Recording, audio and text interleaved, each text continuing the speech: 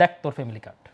এ হচ্ছে একটা ফ্যাক্ট, বুঝছেন? এটা আজকে দেখালাম, এই সরকার সেটা দেখালো। জাস্ট ফ্যামিলি কার্ডটা নিয়ে কথা বলতে চাই। ধরেন ফ্যামিলি কার্ডটা যে কি পরিমাণ সারা ফেলেছে, আপনি যদি গ্রাম অঞ্চলে বস্তিবাসীতে নিম্ন আয়ের মানুষের কাছে না জান, আপনি বুঝতে পারবেন। আমরা দেখেছি আজকে মানুষ আপ্লুত হয়েছে। এক্স্যাক্টলি। এখন আমি বলি শোনেন, একটা সরকার আসলো এই এতগুলো ক্রাইসিসের মাঝখানে, তার মধ্যে আসলো একটা ইরান যুদ্ধ চলতেছে, আমাদের জ্বালানির একটা সংকট দেখা সম্ভাবনা গিয়েছিল দেখা হওয়ার, কিন্তু সেটাও কিন্তু আমরা ওভারকাম করে ফেলছি প্রাথমিক ধাক্কাটা।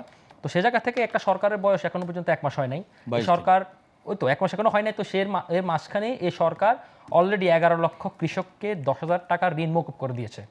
সে তার প্রতিশ্রুতি দিয়েছিল মসজিদ ইমাম, তারপরে হচ্ছে বিভিন্ন ধর্মীয় যারা আছে প্রতিষ্ঠানে তাদেরকে একটা মাসিক ভাতা দেওয়া হবে, সেটাও চালু হচ্ছে আগামী 14 মার্চ থেকে। আজকে তার যে ফ্যামিলি কার্ডটা, সেই ফ্যামিলি কার্ডটা চালু হলো, সেই প্রথম, এটা এখন কিন্তু পাইলটিং পর্যায়ে রয়েছে, সেই পাইলটিং পর্যায়ে সে আজকে 37,567 জনকে সে আজকে দিল। আপনি নিশ্চয়ই মনে আছে ইলেকশনের কয়েকদিন আগে জামাতের আমির তিনি বলেছেন, মানে একেবারে বিরক্ত হয়ে, ক্ষুব্ধ হয়ে, আক্রমণাত্মক হয়ে, ক্রোশ নিয়ে তিনি বলেছিলেন রাখ তোর ফ্যামিলি কার্ড, তাই না? এই হচ্ছে আমার কাছে সেই ফ্যামিলি কার্ডটি। সেই ফ্যামিলি কার্ডটি আজকে বিএনপি সরকার, জনগণের সরকার, আজকে তারা আজকে এটা বাস্তবায়ন করেছে। এখন আমি বলবো দেখ তোর ফ্যামিলি কার্ড। এ হচ্ছে একটা ফ্যাক্ট, বুঝছেন? এটা আজকে দেখালাম, এই সরকার সেটা দেখালো। কারণ হচ্ছে এত ক্রাইসিসের মাঝখানে শুধুমাত্র জনগণের সাথে কমিটমেন্ট থাকলে সে কী করতে পারে সেটা আজকে দেখালো। এখন আসে অন্য প্রসঙ্গে, সেটা হচ্ছে ধরেন এই যে তার প্রকল্পগুলো, সেই প্রকল্পগুলো সবগুলো সফল হবে আমি তা বলছি না, কিছু প্রকল্প ব্যর্থ হতে পারে, কিন্তু যে জনগণের কাছে যে ইন্টেনশনটা, যে ট্রান্সপারেন্সিটা দেখা, যে কমিটমেন্টটা, সেই কমিটমেন্টটা এই বিএনপি সরকার, তারেক রহমানের সরকার, তারেক জিয়ার সরকার আজকে সেটা প্রমাণিত করেছে। এখন আসেন এমন উনি বলছে টাকাটা করতে আসবে। দেখুন আমাদের যে সোশিও ওয়েলফেয়ারের যে প্রজেক্টগুলো, সেখানে মোট 1 লক্ষ পেনশন সহকারে, ইনক্লুডিং পেনশন সহকারে সম্ভবত এই বাজেটে 1,16,000, মানে ফিগারটা কম বেশ হতে পারে, এরকম রয়েছে। তো সেখানে আপনি দেখেন সেখানে বিধবা ভাতা, বয়স্ক ভাতা, আরও নানান ভাতা রয়েছে। দেখা গেছে কিছু কিছু ভাতা ওভারল্যাপিং হয়ে যায়। এখন এই পুরো ভাতা, পুরো সিস্টেমটাকে একসাথ করে এটাকে ফ্যামিলি কার্ডে, উনিও কথা বলছে 5,000 কোটি টাকা, আমি একটু বেশি জানি, হয়তো 8,000 কোটি টাকা, বছরের সম্ভবত 96,000 কোটি টাকা, কিন্তু এটাকে ধাপে ধাপে উন্নতি করা হবে। পাশাপাশি আসি রাজস্ব ঘাটের কথা বলতাম, দেখুন উনি বলছে জনগণের উপর চাপিয়ে দিবে, না এটা সত্য না। কারণ হচ্ছে কি, বাংলাদেশ রাষ্ট্রের তো কোনো ইনকাম, রাষ্ট্র জনগণের টাকায় চলে। বাংলাদেশ রাষ্ট্রের ইনকামটা আসে কীভাবে জানেন? ফরেন আসে খুব 2-3টা খাত থেকে, রেমিটেন্স, গার্মেন্টস, সিরামিক, খুব লেদার, সামান্য কিছু খাত থেকে। আর বেশিরভাগ আমাদের রাষ্ট্রের ইনকামটা হয় হচ্ছে আপনার আমদানি শুল্ক এবং হচ্ছে পণ্যের ভ্যাটের উপরে। কিন্তু আমাদের কিন্তু সোশ্যাল ওয়েলফেয়ার অনুযায়ী বা বিজনেসম্যানদের কাছ থেকে কিন্তু আমাদের যে ট্যাক্স আদায় করে, রাজস্ব, এ কারণে দেখবেন যে কর ফাঁকিগুলো আসে, এবং কর ফাঁকি দেওয়ার জন্য তারা একটা শর্টকাট ফর্মুলা করে, তারা করে ব্যাংক ঋণ করে, নানা ধরনের কাজ করে কিন্তু এই ট্যাক্সগুলো ফাঁকি দেয়। এখন আপনি যদি প্রত্যেকটি মানে সোশ্যাল স্ট্যাটাস অনুযায়ী ধরেন যে গুলশান মনারি থাকে, তার থেকে আপনি ট্যাক্স আদায় করবেন না, অ্যাপ্রুভেড ট্যাক্স আদায় করবেন। যে ব্যবসায়ী, তার থেকে অ্যাপ্রুভেড ট্যাক্স আদায় করবেন। সেই ট্যাক্স যদি সঠিকভাবে আদায় করা যায়, জনগণ থেকে বাড়তি করার বোঝা চাপা করার দরকার নাই। অ্যাপ্রুভেড ট্যাক্স আদায় করলে এই রাষ্ট্রকে জনকল্যাণ রাষ্ট্র ইজিলি করা যায়। আপনি দেখেন, আমি একটু শর্টলি আপনাকে বলি, আপনাকে ধরেন ইউনূস সরকারের আমলে সরকারি বেতন ভাতা দেওয়ার জন্য তিনি লোন করেছে, তাই না? লোন করেছে এবং রাজস্ব ঘাটতি রয়ে গেছে। তো সুতরাং এই জায়গাগুলো যদি সরকার যদি ম্যাচ করতে পারে তাহলে পারবে না। এখন একটা কথা মনে রাখবেন, এখন অনেকে প্রশ্ন করতেছে যে তারেক রহমান কি তার বাপের টাকা দিয়ে আনতেছে নাকি? না, রাষ্ট্রপ্রধান তার বাপের টাকা দেয় না, তার নিজের পকেট থেকে আনে না। একজন রাষ্ট্রপ্রধানের কাজ হচ্ছে সে পলিসি মেক করা এবং এটাকে সমন্বয় করা এবং তার পলিসিগুলোকে ইমপ্লিমেন্ট করা, সেই কাজটাই করতেছে, উনি এই কাজটাই করতেছেন। এখন এখানে প্রত্যেকটা জায়গায় কোথাও কোথাও আপনার ঘাটতি রয়েছে, কোথাও পাচার বন্ধ করা যাবে। আর একটা কোনো কথা বলছে যে পাচার কেন টাকা আনতেছে না। ইউনূস সরকারের আমলে দুনিয়ার সব স্পেশালিস্ট কনসালটেন্ট আইনত 1 টাকা আনতে পারলেন না। বড় বড় কথা বলছেন এত টাকা আনবে, রোহিঙ্গা ফেরত যাবে, নানা ধরনের মুখরোচক গল্প শুনছে। বাস্তবতা হচ্ছে কি, যে টাকাগুলো পাচার হয়েছে, সেই টাকাগুলার সারা ওয়ার্ল্ডে যে দেশগুলো টাকা পাচার হয়েছে, ফিলিপাইন, নাইজেরিয়া, অনেকগুলো দেশ, 15-20% টাকা ব্যাক আসছে। তা অনেক লম্বা একটা প্রসেস। সুতরাং এখানে আমি গায়ের জোর টাকা আনতে পারবো না। কিন্তু আমার এখন এই সরকারের দায়িত্ব হচ্ছে কি, আমার টাকা পাচারটা বন্ধ হওয়া।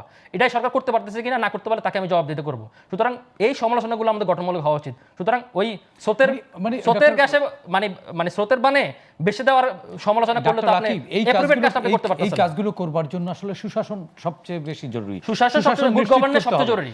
আদৌ কি এরকম সরকার, আমাদের মতো রাষ্ট্রের সরকার কখনো সুশাসন ফেরানোর কথা বলে? অবশ্যই বলে, এবং সেটা জনগণ প্রত্যাশাও করে, কিন্তু সফলতা আমরা রেটিংটা খুবই কম।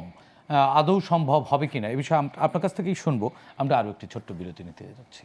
দর্শক, আর কাবুল, প্রশ্নগুলো সহজ, নিচে আরও একটি ছোট্ট বিরতি, আমাদের সঙ্গেই থাকুন।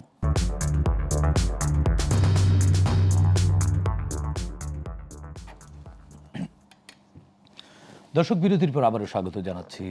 আর কাবুল, প্রশ্নগুলো সহজ।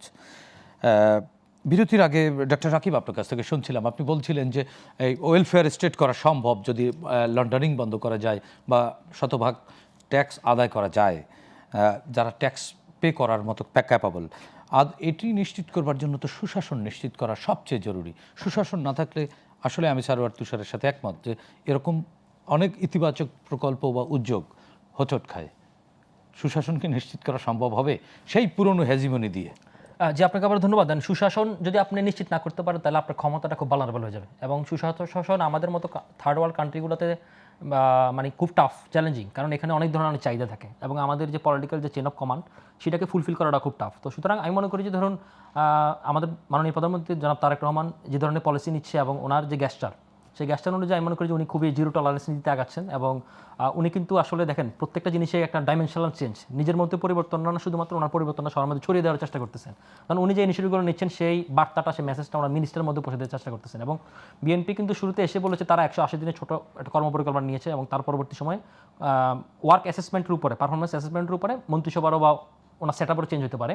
তার মধ্যে আমি একটা জিনিস অ্যাড্রেস করতে চাই। আপনি যদি বলেন মানে শুরুতে কোনো আমরা কমেন্টসে যাচ্ছি না, আমি একটু বলি আমরা শুরুতে কমেন্টসে যাচ্ছি না, কিন্তু আমার কাছে মনে হচ্ছে একটা জিনিস আমি অ্যাড্রেস করা উচিত, এখনই অ্যাড্রেস করা উচিত। সেটা হচ্ছে ধরেন আমি একটা ছোট উদাহরণ দিই, ধরেন জঙ্গল সলিমপুর সীতাকুণ্ডের একটা দুর্গম জায়গা, সেখানে আপনার ধরেন 3000 একর একটা মানে অভয়ারণ্য সন্ত্রাসী এলাকা, এমন কোনো অপকর্ম না যে সেখানে হয় না। সেখানে কিন্তু অলরেডি বিএনপি মানে এই সরকার কিন্তু আপনার 4000 বাহিনী, যৌথ বাহিনী অভিযান ছাড়া পুলিশ, তারপর হচ্ছে বিজেপি সেনাবাহিনী মোতায়েন করে কিন্তু দেখেন এটা শর্ট আউট করে ফেলেছে। কিন্তু এখানে আবার গণমাধ্যমে খবর বেরিয়েছে যে এই অভিযানের আগে অভিযানের খবর অপরাধীদের কাছে পৌঁছে গিয়েছিল, তারা ওখান থেকে নিরাপদে সরে গিয়েছে। হ্যাঁ, এখন এই জায়গাগুলো এবং শুধুমাত্র তাই না, আপনি দেখুন তাহলে এই খবরগুলো কারা দেয়?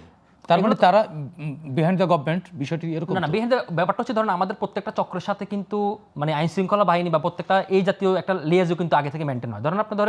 আপনি দেখবেন অনেক জায়গায় দেখবেন পুলিশ বা এই জাতীয় বাহিনীগুলো কিন্তু পকেটে আপনার গাঁজা বা ইয়ে দিয়ে তাকে ধরে ফেলতেছে, আবার যারা ব্যবসা করতেছে তারা কিন্তু আবার তাদের সাথে যোগ এটা দিয়ে আপনি সুশাসন কিভাবে নিশ্চিত করবেন? আমি সেই পয়েন্টে আসতেছি। এবং এই জায়গাটা যদি আপনি ব্রেকডাউন না করতে পারেন এবং এই বিষয়গুলোতে যদি আপনি একেবারে জিরো টলারেন্স নীতি না দিতে পারেন, তাহলে কিন্তু খুব একটা অবস্থা খারাপ হয়ে যাবে। ডক্টর রাকিব, আপনি কিন্তু বলছেন যদি না পারেন, যদি না করেন, তো যদি মুক্ত বাক্য তো আপনিও নিশ্চিত হয়ে বলতে পারছেন না। না, এখন পর্যন্ত তো মাত্র 22 দিন হলো সরকার বয়স। এখন আমি 3 মাস 6 মাস মর্নিং শো অলরেডি তো সেগুলো করতেছে, অলরেডি তো অনেক উদ্যোগ আপনি নিয়েছে। আজকে একজন মানুষের পরিবর্তন দেখছি, সবার মধ্যে দেখছি না। একজন মানুষ এখন বাকিদের কাজের অ্যাসেসমেন্ট করতে হলে আপনাকে 180 দিন পর্যন্ত ওয়েট করতে হবে। আমরা 180 দিন পর্যন্ত করতে চাই। এবং ধরেন আরেকটা জিনিস হচ্ছে, ধরেন আপনি একজন মানুষ যে বলতেছেন এটা কিন্তু একটা কাল্টের দিয়ে চলে যাচ্ছে। দেখুন ফ্যামিলি কার্ডটা কিন্তু সোশ্যাল ওয়েলফেয়ারে আমি ওই হিসেবে যাচ্ছি না, কিন্তু দেখুন উনি কিন্তু প্রত্যেকটা মিনিস্ট্রি কিন্তু দায়িত্বগুলো ভাগ করে দিচ্ছে। যেমন এগ্রিকালচার কার্ড, এগ্রিকালচার প্রবাসী কার্ডের কাছে যাবে। যেমন আজকে আরেকটা উদ্যোগ নেওয়া হয়েছে, সেটা হচ্ছে কি স্কুল কলেজে আপনার হচ্ছে কি হাফ ডে মিল এবং হচ্ছে বিভিন্ন জায়গায় উচ্চমাত্রার ইন্টারনেট ব্যবস্থা গ্রহণ করা হবে। এই জাতীয় জিনিসগুলো কিন্তু ওনার প্রেস উইং কিন্তু এগুলোকে অ্যাড্রেস করতে পারতেছে না, কারণ মানুষকে এগুলো জানতে হচ্ছে ফেসবুকের মাধ্যমে, সোশ্যাল অ্যাক্টিভিস্টের মাধ্যমে, ফেসবুক অ্যাক্টিভিস্টের মাধ্যমে। আমি মনে করি এই জিনিসটা জোরদার করা উচিত প্রাইম মিনিস্টারের। আদারওয়াইজ কিন্তু কারণ প্রেসের কাজে হচ্ছে কি এগুলোকে প্রচার করা, এই বাচ্চাদের স্কুলের যে মিড ডে মিল, এটি নিয়েও আমার কাছে গণমাধ্যমে খবর আমি নিজে পড়েছি যে মানে কাঁচা ডিম দেওয়া হচ্ছে, এরপরে পাউরুটি মেয়াদ উত্তীর্ণ নষ্ট, গ্রামের ছেলে বাচ্চারাই খেতে পারছে না। 10 to 20% এরর অ্যাকসেপ্টেবল যে কোনো প্রজেক্ট, কিন্তু 80% অ্যাকসেপ্টেবল না। এই কারণে আমি মনে করি যে ধরেন এগুলো কাজগুলো যেন ভালো কাজগুলো যেন জনগণের কাছে প্রচার করা দরকার উচিত, এবং ওনার প্রেস উইংকে দায়িত্বগুলো নেওয়া উচিত। পাশাপাশি এই চেন অফ কমান্ডের মাঝখানে, কারণ আপনারা যদি এই ব্যারিয়ারগুলো যদি ভাঙতে না পারেন, কারণ এখানে অনেক সিন্ডিকেট ঢুকবে, অনেকে মেয়াদ উত্তীর্ণ খাবার দেওয়ার চেষ্টা করবে, অনেকে টাকা মারার চেষ্টা করবে। এই জায়গাটা যদি আপনি নিশ্চিত না করতে পারেন, গুড গভর্নেন্স যেটা আমরা বলি, গুড গভর্নেন্স না করতে পারলে তারপর ক্ষমতাকে আপনার চ্যালেঞ্জের হবে। কারণ এটা এখন হাসিনা যুগ নাই তো, এখানে সারা তুষারতে বসে আছে, কারণ ওনারা ধরেন তারা তো আর ছাড় দেবে না, তারা তো ভালো জিনিসে ছাড় দিতেছে না, এই জিনিসটা আগে ছাড় দেবেন। আপনারাও তো কণ্ঠরোধ করবেন না, ভালো জিনিসে ছাড় দিতেছে না, এই জিনিসটা আগে ছাড় দেবেন। আপনারাও তো কণ্ঠরোধ করবেন না, তাদের তো বলার স্বাধীনতা দিবেন। আমরা তো কণ্ঠরোধ করার পক্ষে না, আমরা কথা বলতে চাই, আমাদের কথা বলার সুযোগ দিতে চাই। দেখি সারোয়ার তুষার ভাই কি বলতে চান?